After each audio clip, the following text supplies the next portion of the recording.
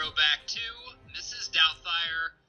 I'm Matt Geiger alongside the mad scientist Brian Banner and Jeff Hornacek. We grade everything, including some midget bikini contests on 5 criteria: cast, story, best scene, impacts on pop culture, and rewatchability. So, to kick it off with the cast of Mrs. Doubtfire, Jeff, we'll swing it to you. Hello! I've wanted to do that this whole podcast. Finally, it makes sense to enter in that fashion. Cast, I'll leave the titular character to you guys. Let's say this. I really like the kids in this movie.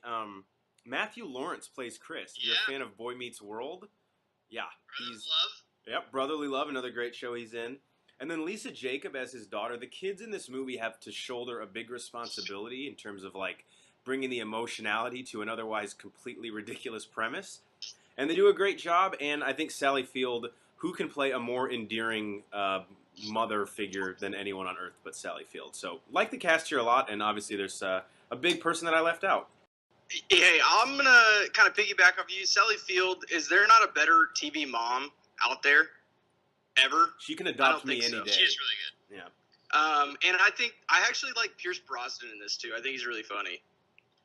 See, Pierce Brosnan to me is Robin Williams, of course, is great in this movie, and we'll get to him a lot later with the story and definitely best scenes.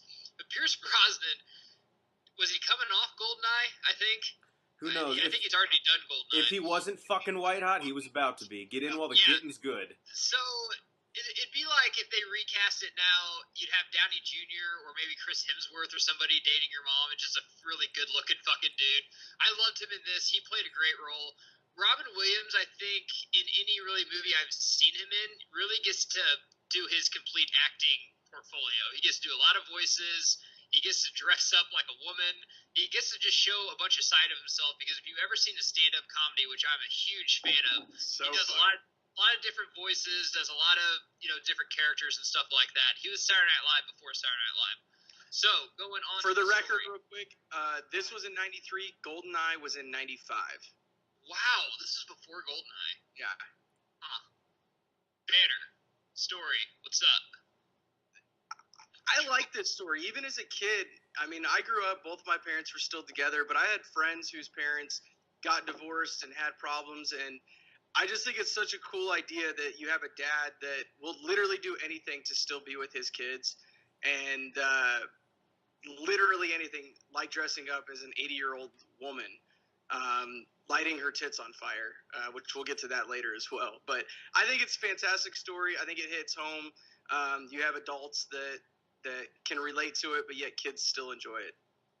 Jeff? Yeah, I'll sum it up real quick, as Banner knocked it out of the park with that. It's ridiculous enough to make you laugh, but it's also thoughtful enough to actually make you give a shit what's happening, which is something that not a lot of comedies can pull off, especially with a premise like this. And that's because Robin Williams was the type of once-in-a-generation talent who could do things comedically and dramatically in the same role that I don't think not a lot of people can.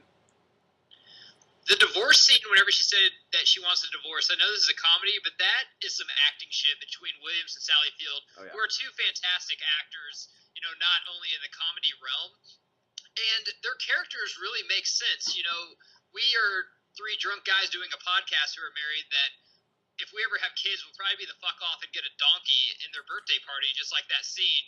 And our wives are the working women that would scream at us when we came home and just trash the place. So I understand their marriage for sure, how, they were probably a lot of fun, then one went one way and one went the other. And the kids in this, to touch on Jeff on the cast, whenever you have like a kid movie with kid actors, sometimes it's really lame, but these kids actors, especially Matilda, I can't remember her name, but she was great in this. But the story just, like Banner said, he wanted to see his kids and he'd do anything to do it, and it made it really hilarious how he did it. So, best scene. All started off because my scene is, Banner, what do I always say? They showed you, they didn't tell you. What else? Don't quiz us. Yeah. Okay, we should have. Bad Boys 2 is the best movie ever? We should have went over this before. The first scene doesn't have to be the best scene, but it has to set the tone. There we go. And this one, I think they just went, hey, Williams, you're a voice actor for a bunch of these cartoons. do your fucking thing. And it really showed his acting chops in this and his comedy chops that he was doing like 4 different voices, and then he just got kind of pissed off and just quit the fucking job and walked off. That scene, anytime I watch it on TV, still makes me laugh. That this dude, I mean, he was Genie on Aladdin. He was a fantastic voice actor, and I don't think he gets enough credit for that. He gets a lot of credit for his stand-up comedy for me and a lot of his other poppy movies like Hook and this one. But his voice acting is fantastic. I thought showed off in the best scene, or the first scene. What about you, Jeff? So for me, it was the dinner scene where he's going back and forth between Daniel and Mrs. Doubtfire in the bathroom. Because you know shit is going to hit the fan and blow up, and you're really nervous for it, but at the same time, you just cannot wait for it to happen. And as any director knows, if you had Robin Williams on set, the way it was edited, quick cuts, just let him get you a beat of comedy real quick and then cut to the next thing. That's where he thrives. That's a fastball down the middle for him. That was the hardest I laughed in this whole movie, and I laughed a lot. So that was my favorite scene. It's nothing Daniel hasn't done before. He just hasn't done it on 5 scotch on the rocks in his belly, which was fucking awesome. Banner, best scene. So my scene, it just goes back to my childhood.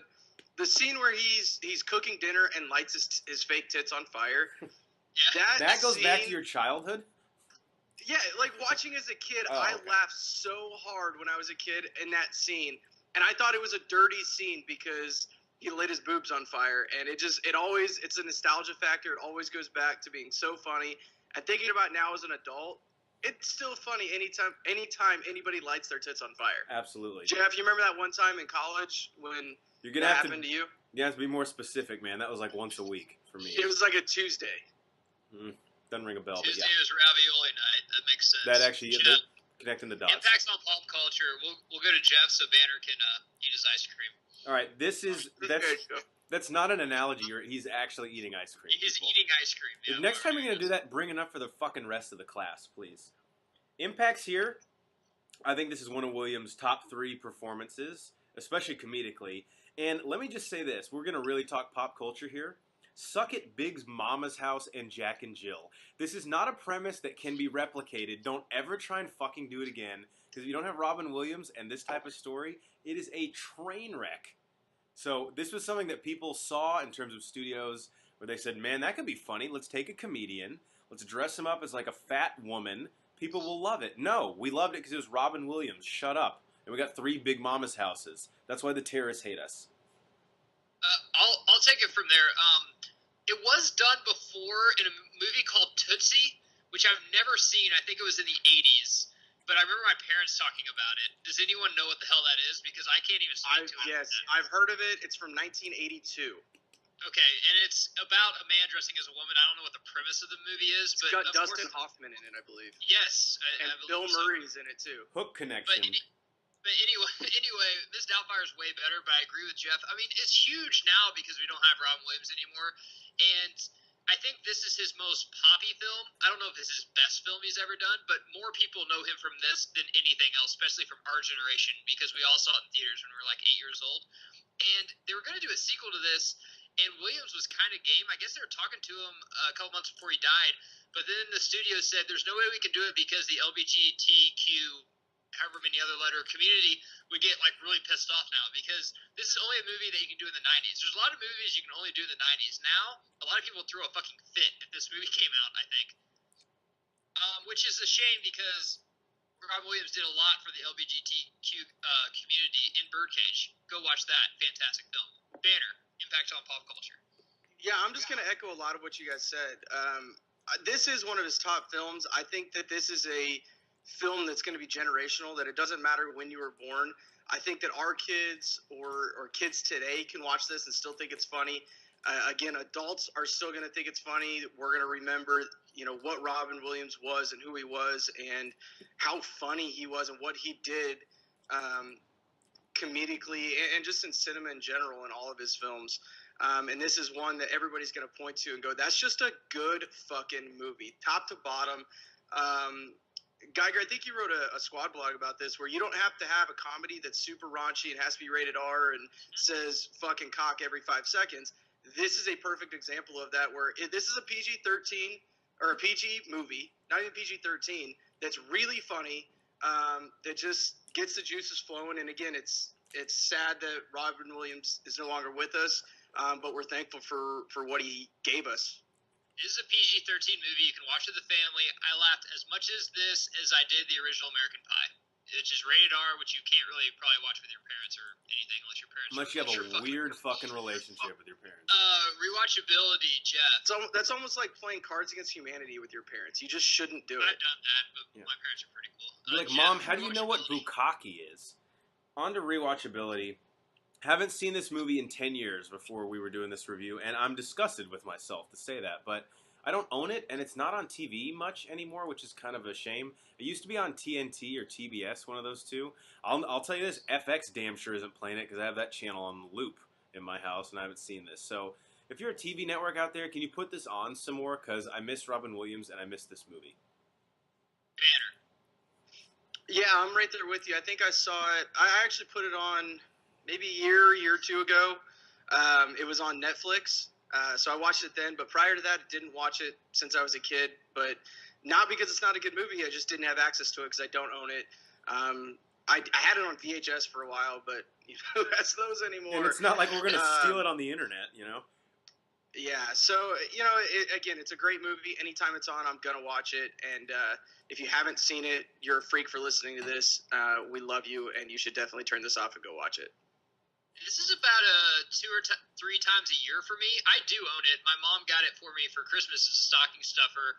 She's gone on this kick that any VHS I had, she's got me on DVD, which I fucking love, because if I liked it as a 9-year-old, for some reason I still like it as a 28-year-old. And me and my wife love watching this. We love watching films that we watched when we were like 8 or 9, and we were talking about kind of like who I was whenever I was 8 or 9. She's changed a lot. I haven't changed that much, sadly, I guess. But this is a fantastic film. They do need to play it more. I believe CMT, the country music station, has been playing a lot of movies like this, and it's been on. And I agree with Jeff. They should do more of this, more Miss Doubtfire. All right, guys.